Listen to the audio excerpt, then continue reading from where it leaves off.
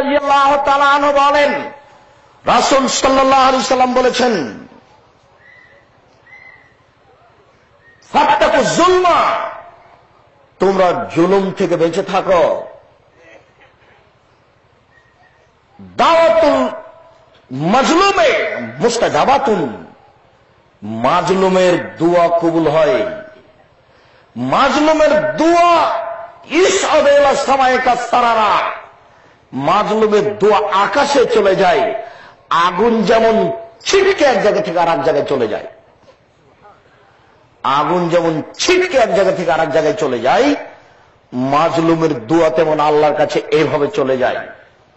রাসূল সাল্লাল্লাহু আলাইহি সাল্লাম বলছেন, দাওয়াতুল মাজলুমে মুস্তাজাবাতুন ওয়ালাউ কানা ফাজেরান, মাজলুম যদি চোর হয়, গুন্ডা হয়, চোট্টা হয়, জেনাকার হয়, তবুও তার দোয়া কবুল হবে। রাসূল সাল্লাল্লাহু আলাইহি ওয়াসাল্লাম বলছেন, দাওয়াতুল মাজলুমে মুস্তাজাবাতুন ওয়ালাউ কানা কাফিরান, মাজলুম যদি হিন্দু হয় তবুও তার দোয়া কবুল হবে। কথা বুঝতে পারেননি মনে হয়। গরিব মানুষটা হিন্দু, 2 শতক জমির উপরে বাড়ি ছিল, দলীয় দাপটে তাকে বের করে দিলেন। ও যদি বলে আল্লাহ আমি মাজলুম, তাহলে আপনার বিচার হবেই, 1 দিন পরে হলেও 10 দিন পরে হলেও। আল্লাহ তাআলা বলছেন, ওয়াইসাতি ওয়া জালালি ওয়া ইরতিফায়ে মাকানি লান সুরান্নাকা ওয়া লাকানা বাদাহিদিন, মাজলুম আমি আল্লাহ আমার সম্মানের কসম করে বলছি, মাজলুম আমি আল্লাহ আমার ইজ্জতের কসম করে বলছি, মাজলুম আমি আল্লাহ আমার মর্যাদার কসম করে বলছি, আমি তোমাকে সাহায্য করবই করব কিছু পরে হলেও। মাজলুমের দোয়া কবুল হবে, তবে কতদিন পরে হবে তা বলতে পারছি না। কেন? আল্লাহ তাকে জুলুম করার সুযোগ দিয়েছেন। কতদিন দিয়েছেন? যতদিন দিয়েছেন ততদিন পর্যন্ত চলতে থাকবে, আপনি যত বড়ই মাজলুম হন না কেন। রোজ যদি আপনাকে জালেম জবে করে, একদিন হাত কেটে নেয়, একদিন পা কেটে নেয়, একদিন কান কেটে নেয়, এটা তো খুব জুলুম।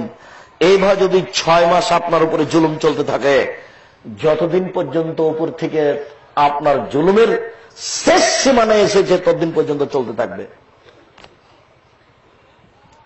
এই মাজলুমের দোয়া কবুল হবে না। হবে, অবশ্যই হবে। বলছেন, আমার মর্যাদার কসম, আমার ইজ্জতের কসম, আমার সম্মানের কসম, আমি তোমাকে সাহায্য করবই করব কিছুক্ষণ পরে হলেও। তাহলে একটু আপনাকে দেখাই, আপনি তো মাজলুম মানুষ, মনে করছেন কত দোয়া করি কবুল হয় না, নিরাশায় বসে আছেন। আবু জাহাল বলে, কে আছো? মোহাম্মদ যখন সিজদায় যাবে তখন একটা উটের ভুঁড়ি নিয়ে এসে তার মাথায় চাপিয়ে দিবে। হ্যাঁ আমি পারবো। আচ্ছা ঠিক আছে, অমুক পাড়াতে ওরা উট জবাই করেছে, ভুঁড়িটা নিয়ে আসো। মোহাম্মদ সাল্লাল্লাহু আলাইহি ওয়াসাল্লাম যখন সিজদায় গেছে তখন ও ভুঁড়িটা নিয়ে এসে তার মাথায় চাপিয়ে দিয়েছে। আল্লাহ রাসূল সিজদা থেকে উঠতে পারেন না।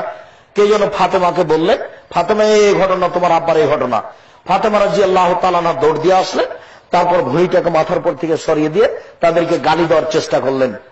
আল্লাহর নবী সেই দিন তাদের জন্য বদদোয়া করেছিলেন, আল্লাহ উতবা, শাইবা, ওয়ালিদ ইবনে মুগিরা, উবাই ইবনে খালফ, এদেরকে তুমি ধ্বংস করো। আল্লাহর নবীর এই দোয়াটা কবুল হয়েছিল 12 বছর পরে, বদরের যুদ্ধে। তো এইটা কি কম জুলুম নাকি যে একটা মানুষ সিজদায় গেলেন, আবার পৃথিবীর সবচেয়ে দামি মানুষ, তার মাথার উপরে ভুঁড়ি চাপা দেওয়া কত খারাপ কাজ, কত ন্যাক্কারজনক নোংরা কাজ। তাহলে তাদের বদের সীমা কত খারাপ। আপনি না হয় এখন বলছেন যে দলীয় দাপটে আমার প্রতি এইভাবে নির্যাতন করলো, জমিটুকু আমার দখল করলো, আমার ছেলেটাকে মারলো, আমাকেও জেলে দিল, ছেলেকেও মেরেছে, আমাকেও জেলে দিয়েছে, জমিও দখল করেছে। জুলুম কি জিনিস দেখেন।